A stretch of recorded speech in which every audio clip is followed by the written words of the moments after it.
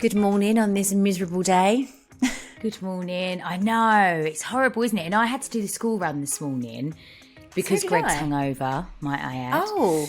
It was the Haven House Charity Ball last night, and obviously I was meant to go as well, but we had childcare issues, and you know, it's like, it's so difficult, isn't it, getting three looked after and also someone that's used to Margot. So anyway, I couldn't go. Yeah. I was gutted, obviously, for the charity, because I always go, obviously, we're ambassadors. So it was such a shame, but Greg went and flew the flag for the pair of us. And, I was going to say, I bet you did.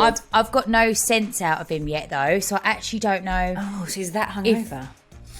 Oh, yeah. I just got back from the school run, seeing to Margot, and then because I left Margot with him while I did the school run, which was risky business, but I just didn't want to take her out. It's so wet and cold. But anyway, I come back, got Margot, come downstairs, and I just made myself tea and toast, and there was a knock at the door.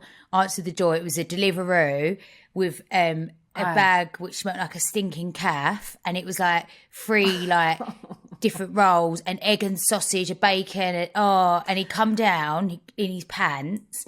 Right, I know this sounds really horrible, but I was like, no, he had his pants and black socks on. Right, I just think pants and socks just look gross. Right, he was sitting there like a creature eating basically free bacon and egg rolls. Oh my! I couldn't even look. Do you know what? I couldn't even look. I bet you couldn't. I bet you didn't get close enough to even smell him. No. He doesn't usually get that hungover, does he? Like that surprises me, because he always seems to sort of get up and get on with it. Yeah, he does, but I think he's like really milking it this morning because it's like a wet, miserable, cold day. He's obviously not going to work because he's hanging, and because you're right, he is actually usually quite good on a hangover, but he didn't get in till, I mean, I think it was about 4 a.m, but he's saying I'm lying. But that's why I think anything past 1 is game over the next day. Yeah. Or, even it's no good, is it? I mean, even 11 o'clock for me these days. And you. So he's hungover. And I'm not. And I feel really smug. Yeah, really smug. And you know what as well? I bet he feels like quite depressed because of the weather. You know, like on top of the hangover. Yeah. And it's like dark and wet out. It's like, oh. Yeah. Anyway. It's actually like when you're hungover, it's actually better to get up and get out. It really is. But he must be in a bad way to not even do school run, because Greg always just seems to just jump up and get on with it, doesn't he? Yeah. Yeah. So did they have a good night? So how much did Haven House raise? I bet it was a great night. Where was it? It was at the Londoner. I've literally got no information out of him yet. I said to him, how was it? What happened? Was it good? And he was just later. like grunt, you know, like when they're like grunting, like, oh, you can't even talk. That's the sort. Yeah, it's one of those ones. Bad one. Bad one. Okay, so tell me what was Nellie's reaction to when she got Bambi? I nearly forgot the name then. Bambi. It was amazing. So we all got up there early, and basically Mum and Dad come as well. So I was thinking, oh God, she's going to be thinking, why is everyone up here? And we was filming. I said to her, they just want to film a little bit of you around the yard anyway. So we get there, and they said to us all, like, they text Greg, like the owners that were dropping it off, and they said, oh, we're running 20 minutes late. So we was all sort of like pacing around, had Margot with us as well. It's freezing cold, by the way. And we was like pacing around, and then it started raining, and we was all like, oh no. Like, you know, like we was praying for a bright sunny day. It didn't matter. It doesn't mean anything to Nellie, like the weather. Anyway, so we was all standing there, and then they pulled up in the horse van. What would you call it? Horse lorry, truck, whatever. Horse box. Anyway, so they pulled up in that horse box. That's it. That's the one. And I just looked at Nellie, and she was like, "Oh, whoa, what's that? What's that?" And I said, "Nellie, we've got a surprise for you." And she was like, "What?" She didn't have a clue, not a clue. And then the ramp come down, Bambi come out, and I was like, this is your new horse, Nellie. Bambi's your new horse. She couldn't believe it. Like, she was like, you know, like she couldn't believe, and even now, it still hasn't quite registered because she kept, that night was the funniest. Like, I mean, that, like, after, obviously, we gave him to her, and then we all stayed up there for about an hour, and she just kept, like, going, I can't believe it. She was like, her mouth was just literally like, I can't believe I've got my own horse. You know, like, she just couldn't. It was priceless. It was just amazing. She was so lost for words. She was. And then she kept going, I just need to go and scream. And then, like, walking off and screaming. And it was just so lovely. Bless her. Yeah. She just can't, so even now, cute. she can't believe it. And then that night was really funny because she literally, when she got home from horse riding, she was like on cloud nine, you can imagine. She followed me around the kitchen all night.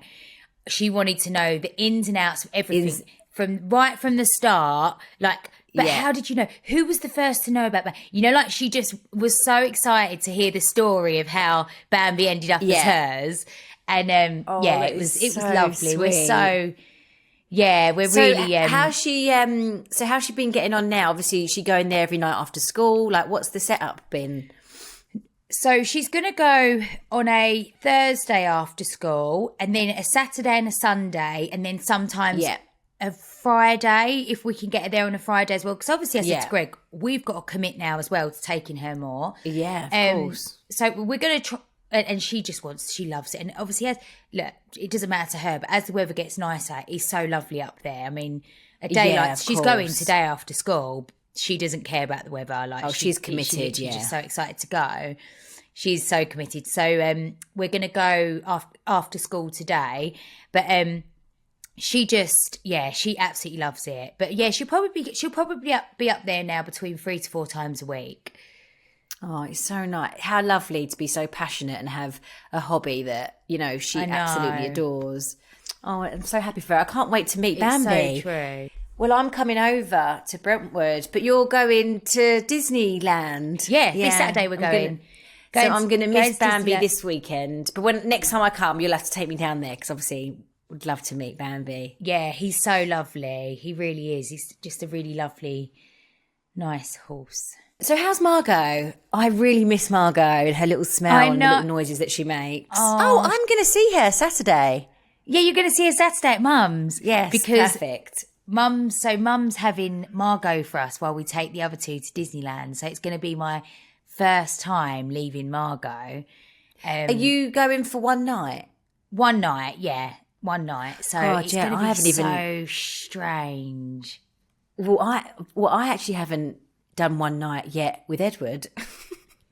I think the first time I do something breastfeeding. Where you're breastfeeding, you haven't been able to, have you? Mine will be when we go to Paris, but he'll be like practically one, so hopefully he'll be all right. Yeah. Mind you, he's a bit of a mummy's boy. Do you think he'll be off the boob by then? Yeah. Yeah. The thing is, it's so weird. Even yesterday, I'd done like a whole day in town from morning till like got home at 6 or something. And they barely filled up. So I just know that there's not loads of milk in there. It's a lot of comfort, you know. There is milk, but it's not, usually it'd be like, 2-3 hours and they're bursting all day. I didn't even really get the tingle. It was like, wow, there's not a lot of milk left, obviously because he's eating. So it is more comfort. So go on, carry on. So how's Margot? Dummy. Yeah, I am. She's really good. I know this sounds mad, right? Okay, so she's 3.5 months now. I think she's at the early stages of teething. She's so dribbly, like literally all the time dribbling. And she keeps doing this like this really funny face where she's like blowing bubbles, like it's like... Yeah. I just feel like she could be. And the other day her cheeks were a little bit red. I don't know, I just feel like maybe it's like the very early...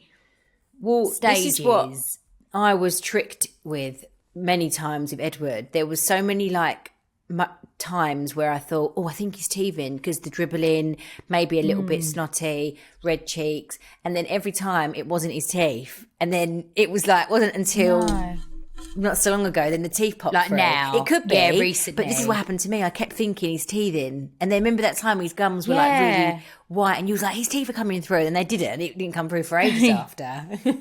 You was convinced that he had teeth coming through. Remember? Yeah. I was like, they're not. You was like, they're there. Yeah, maybe it's, could just be like a new little thing she's doing. But she's dribbling loads. Like, yeah. But no, she's, other than that, she's so, she's lovely. She's really happy, really chilled. We actually had a photo shoot for OK yesterday. How did it go? Just me and Margot. It went really well. It was just us two and it was at home. That's nice. It was meant to be in the studio originally. Yeah, kids were at school and then we did it at home in the end, which I think there's pros and cons, isn't there, to shoots at home? I mean, I do quite a lot at home. Like sometimes it can feel quite overwhelming having loads of people in your house. Like at one point there must have been about 20 people in my house. Wow. It's too much, isn't it? Yeah. And also, all I can think about is your fresh, crisp house and your lovely new floorings. Did they put tennis balls on the end of all their equipment stands? No. That's what you should stipulate if you do anything at home because they'll scratch your floors. Maybe I know I it should sounds do like ridiculous, a list but of house rules. 100%. You should like shoots. Absolutely. And also, you know, your house isn't a shoot location house. It's your home.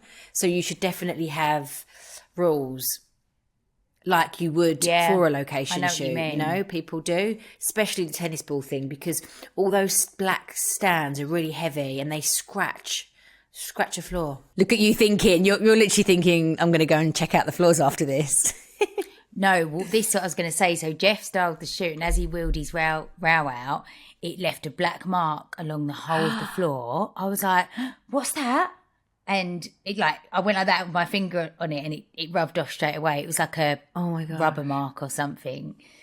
But getting back to the actual shoot. So shoot went really well. Margot was so good, bless her. She didn't, and actually towards the end of there was just a couple of shots with Margot in. I kept it really minimum. Yeah. Because I thought to myself, this shoot has been kept getting put back because I kept wasn't ready to do it. And then I was a bit like, I don't know if I want to do it. Anyway, so I thought to myself, actually, it would be so lovely to have some really nice photos of me and Margot. And Anna was shooting it. So I knew the photos would be lovely. So we got some really, really good stuff. It was a little bit homey / really glamorous, but in the home. I can't, yeah, nice. Look forward to seeing the pics. They'll be out next week after maybe? I think it's for Mother's Day, so not next week, the week after, I think. I done a shoot with just me and Edward. Do you remember? And I had the long gown thing on. Yeah. It's very over the top and dramatic, and it's something you would never do. You would never do pictures with your babies, but it's quite nice to do it just to have it as a memory as well, so you look like really bougie. Because you just don't look like that at home. It was funny, babies, do you? Because and I was trotting around my kitchen. I had this big kimono. It was like a peachy thing on with gold high heels, and all the hair was all blown out, loads of extensions. I looked completely opposite to what I look now. And I was laughing, so I was like, this is how I usually trot around my kitchen, of course. Thinking absolutely never in a million years. But it was very, it was, lovely. It was good. It was a good show. Forward to seeing the pic.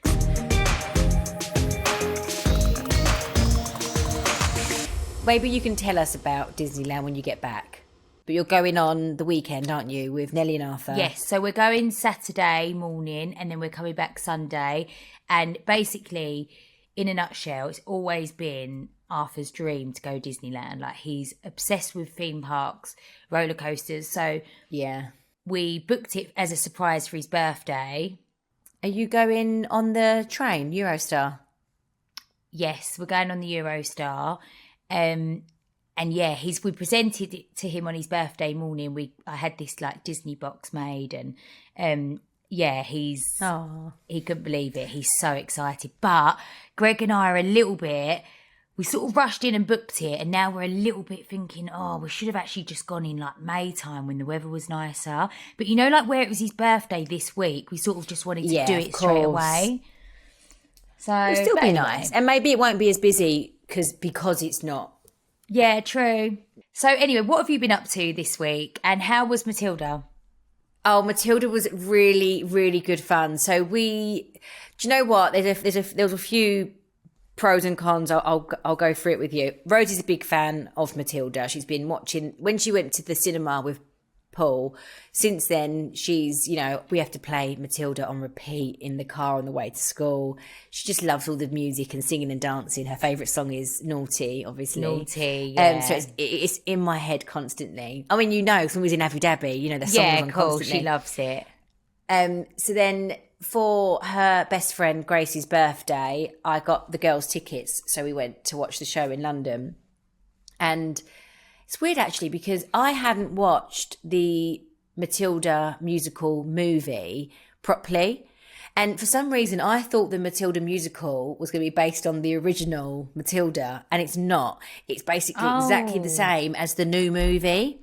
So the girls completely knew what was going on. And, it was actually, since then I've watched Matilda now. So now I'm like, right, okay. So it's Makes basically sense. the same, yeah. So we went up there after school, went for dinner because the show was at 7. So we ate before we watched the show. And the girls were absolutely buzzing, got into the restaurant and just basically used all their energy. And, Friday night after school as well, the kids are quite wired anyway from a full week at school. So when we got into the theatre, they done really well. But after the break, there's another hour or something left. They probably lasted half an hour, and they both was Grace was asleep, Rosie was her eyes were going, and I looked at Sharon and I was like, they're not going to last it till the end. So we nipped out, got them out before the end of the show. And actually it's not the end of the world. You just think they're only 5. They're so young. It's hard, isn't it? With the theatre, that sort of time. Yeah, and I did think it when I was booking it, and I was 7 o'clock, it's not too bad. But then you forget they've had a long day at school. It's travelling into London. Anyway, it was really good. They really enjoyed it. I can't say that I'm a huge musical fan anyway. No, I don't. I'm not. Do you know what I mean? It's just. But it was for them. Actually, there was a really good bit. So do you know where Miss Trunchbull spins not Matilda,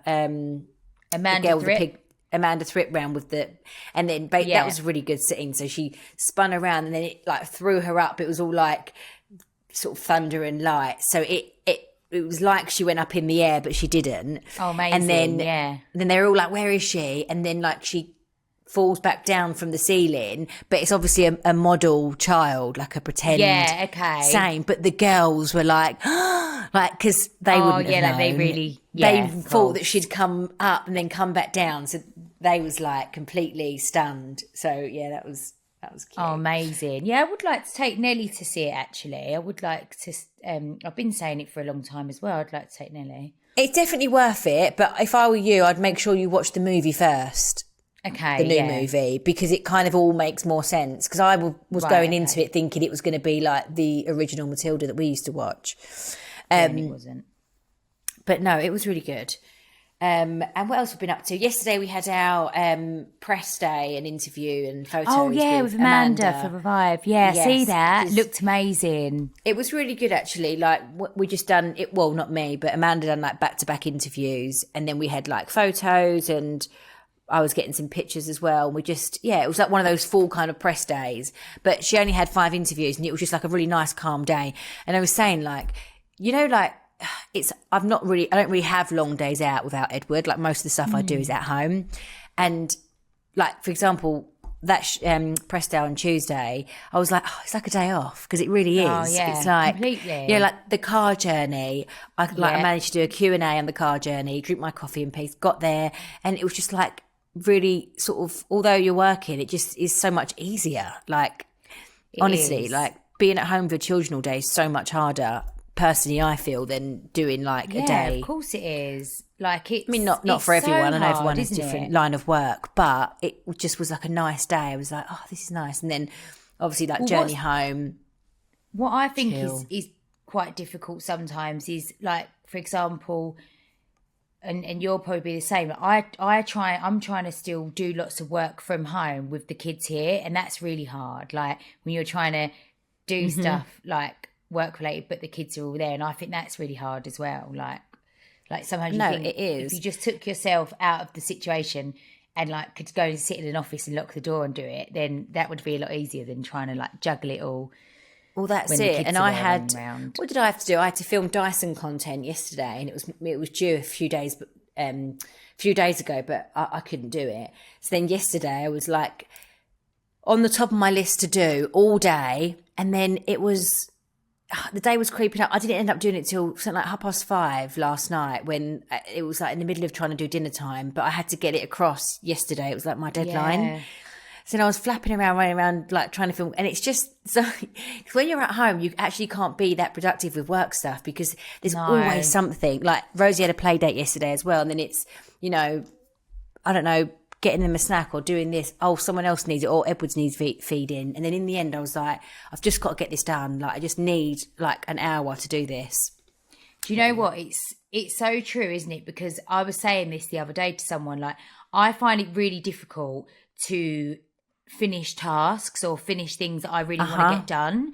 And I actually think now, I was thinking I'm working, 3 children, a baby at home, like I think it's like just set yourself really small tasks rather than trying to do big things. Like I was trying to clear out Margot's room because it's just got loads of clothes, it's suitcases still from holiday, and I thought that's actually way too much to try and do like in one day. Do you know what I mean? Like it's impossible so true when you've got a baby. Well, I'm similar situation with the TV/toy room. It's like loads of boxes of like random toys, and everything just gets mushed in because you just want to, like, let's just say you want to be able to hoover the floor, and then everything gets there was no like organisation. And Paul's mum has been here for the last couple of days, and it was so nice because I actually could get it done. And I've been looking at it for weeks, like, right, I want to sort that out. I want to do this. I want to make a box for the charity shop. And actually, it was like, Gaynors with Edward, and I could just get stuck into the toys because you just need that one person solely on the baby, because otherwise you can't do it. Yeah, it's just impossible. You can't get it done. No, it's so true. Oh, sorry, my back's really hurting. Why? Have you had a massage? No, I need a massage, but I'm still in this habit. Margot gets into the bed at night. She goes to sleep in her crib, and then last night I tried so hard just to put her back into the cot, and I did. Then she was snuffling around, and then I found myself between like 2 and 3:30. I just kept like putting the dummy back in, and in the end I just thought, give in. I put her back in the bed, but then I do this thing. I sleep all crooked on a pillow, like, and then I have a pillow the other side of her. She lays like flat on the bed, but I just think when they're in the bed with you, you just don't go into that deep sleep. And I was like, they're always sort of, to me, like Edward actually, we've got Rosie on next week, so we can ask her all these questions. Rosie's the sleep expert, isn't she?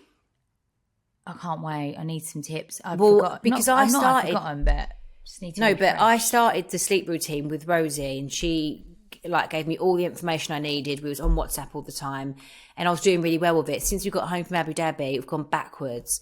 Honestly, like I put him down in the cot, he goes to sleep, and then from about 11 o'clock onwards, he's in the bed with me. But because it's me as well, he just sniffs me out, and he just wants to be on the boob all night. So from 11 till 5 o'clock in the morning, I feel like I'm like in and out of sleep constantly. Really hard.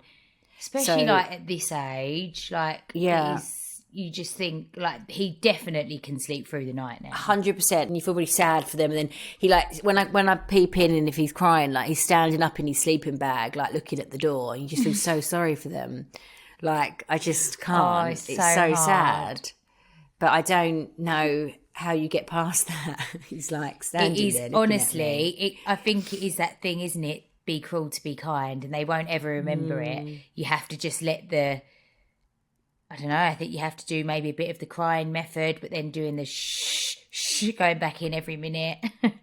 Well, that's what we did, and it did start off well, but we've gone back to square. But what we'll do is we can actually ask all these questions, and actually, if anyone that's listening this week, if you've got any questions for Rosie, the sleep expert, send them over to our DMs or our email address, because we can literally fire all these questions at Rosie, because this will be really helpful for so many mums, because I get so many DMs about sleep. Because we're all in the same boat. And it is so hard. And sleep deprivation is the worst. This is like what I said to Greg. I was like, it's really catching up on me. I can function clearly without sleep, but I said it's catching up on me in the sense that I can't concentrate on anything. And like with the filming as well, it's like so much energy, like, like even all the background stuff, like the scheduling, the planning, and like just having people in your house and like just everything. Yeah. I think it takes up quite a lot of your brain space and energy. So much brain space. Like, and then when you're working on top of that, and then having to think about all the stuff going on with the kids and sleepless nights, it's quite hard, I think. That's how I, like, at the moment I'm like, I just can't think straight. And what's really funny is you've got a night off the weekend and it's not a night off. You're going to have to get up early, run around that theme park, get on them rides. I know. That's what I said. I said to Mum. Mum was like, well, at least you might get a full night's sleep on Saturday. I was like, yeah, that's true, actually. Well, you might. But the kids might be so excited that they go to bed late and get up really early. You just don't know what it's going to be like, do you? Of course, that's exactly what it'll be like. It'll be so weird without Margot. You're going to constantly be thinking you've forgotten something. That's what I said to Mum. I was like, I'm going to be like, it's going to be so weird just getting on the train and like packing just for the four of us, not all the stuff for Margot. Like it is going to feel really strange. Very strange. I'm not going to lie. And that's this week I had a bit of a wobble. I said to Greg, should we just postpone it? I was like, let's do it in May. I was like, I don't know. Because I feel like Margot's she's quite attached to me at the minute. I mean, babies are with their mums, aren't they? I noticed on holiday, Margot's very good with Mum. She stares at Mum and she sees Mum a lot. Exactly. No, that's why you couldn't have done it if Mum wasn't available, because Margot's the only one that absolutely Mum knows the most. Completely. Like that's what I thought. Like Mum obviously is the only person I'd be able to leave Margot with for a night. But I said to Mum, I wonder if she's going to be thinking, where's my mum? Or if I've left her. She will be wondering. But what you should do, just do a couple of phone calls so she can hear your voice. And FaceTimes. Yeah, she'll be fine. It is 24 hours. But of course she'll be wondering where you are, because she's with you 24/7. But just do a couple of phone calls and do all that like cooing on the phone or whatever you do, and she'll just be like, oh, there she is. Just can't smell her. Yeah. Yeah, exactly.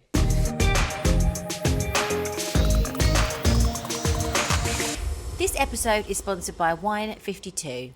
You guys know that we love a glass of wine in the evening, and if you do, then keep listening, because we've got a great offer for you. Our episode sponsor, Wine 52, is offering you a free case of wine.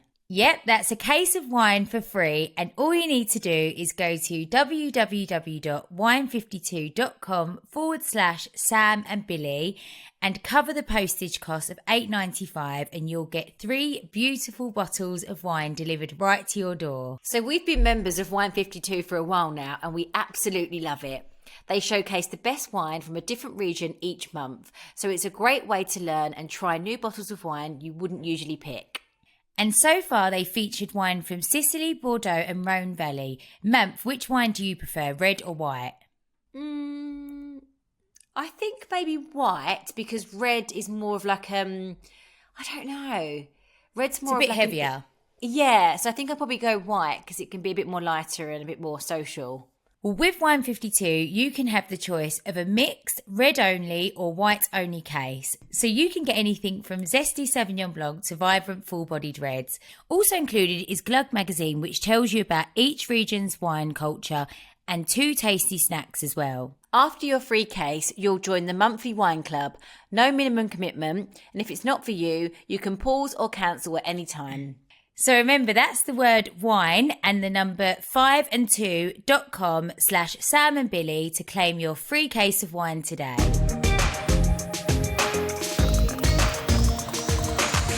Right, should we move on to some dilemmas? Yes. My daughter is 6 going on 16. Ooh, I have one of those. She has an attitude problem, and I've tried everything and I'm running out of ideas. Do you have any suggestions that could help? So tough. Do you know Girls what it are is? so fiery. It is tough. Girls are so fiery. I mean, look at Nellie and Rosie. They're very... They run rings round Arthur and Paul. Yeah, they're outspoken. Can have a little bit of attitude sometimes. And it is really hard because it's like obviously Nellie is 8 now. She's going to be 9 this July. And I'm definitely feeling there could be a little bit of hormones, something kicking in there because she can go from 0 to 100 like over nothing. Yeah. And like this morning, right, this is a prime example. We get in the car. She just gets in the back of the car. So I've got the car seat, the baby's Isofix and stuff. So I just said, Arthur, you jump in the front. So Arthur just comes around, sits in the front. Oh, my goodness. It was like... Oh, we have World this. War III. Like We have this. But it really annoyed me because I said to her, you sit in the front all the time, right? And she was just going mental. But you, like... I couldn't actually believe. I said, at your age, this should not be your reaction. But actually, they are still kids, and it is really hard. But I mean, I do sometimes. Admittedly, I do big mad shout, "Stop it!" Like one of those. Yeah. But actually, what I've learned is better, and this is really hard. But sometimes you just have to turn around and just do 1, 2, 3. Like just close your eyes and just take a breather before you react to it, because I think when you react it with the girls, they're just yap, yap, yap back at you, aren't they? Oh, they've always got an answer. And then you find yourself arguing. Mm-hmm. Yeah. And you don't want to be doing that. You don't want to be arguing with them. It's the same because sometimes there's something like a meltdown or a showdown or some kind of argument or fight. And then Paul might catch wind of it and be like, well, you're just going to stand there and not do anything or say anything. But I think this is my way of this is how I parent these situations, because what is the point of me screaming and shouting? Like, there is just no point. Like, it just doesn't do anything. Doesn't really do anything. And when they've calmed down, like I do send them to their room. Rosie went to her room the other day. Like, and then it's like, until you can calm down and actually be nice and be, nice to be around in the kitchen, then you come down. Until that, you can stay upstairs. Like, I think it's kind of reasoning with them, but there's no point in getting like stressed or shouting, because it really doesn't do anything. It doesn't. My two actually, they don't care one bit if I shout. That it doesn't mean anything. So it just makes me get all flustered and for no reason. But I actually spoke to someone recently, and he was a doctor and he works with a paediatric doctor, and he said to me, we was chatting about loads of different things, and he said to me, with children, when you shout at them sometimes, not all children, but he said some children, he said they don't listen. He said if you say something really quietly and get down to their level, they're all of a sudden listen. And it's so true, actually. Like get right down and say, it is like how do you feel about just doing that? What did that make you feel like? Get up to your room, you little shit. Yeah. Come here, I need to tell you something. Yeah. I'm going to try it next time. Oh, it's funny. I'm joking. We'll try it. Sorry. So advice, I would say, and also this is what I do sometimes. I try and understand the situation. I go to, like, I'll say to Nellie or to Arthur, tell mummy, why have you done that? Why are you so angry? Why did you say that? Why did you do? Like I try and like get an explanation for it. Like sometimes it's just hard. Like I can't say what's right or wrong really in that one. Yeah, because everybody parents different, don't they? And everyone's children are different, so they can. Anyway, right, let's go on to Ask Us Anything. Okay, first one. What happened to Billie's rat situation? Did Susie have to adopt when she moved in? They're gone, right? We found it. That big gone. Massive rat. Yeah. Goodness, the rats have gone. We actually found out where they was coming from.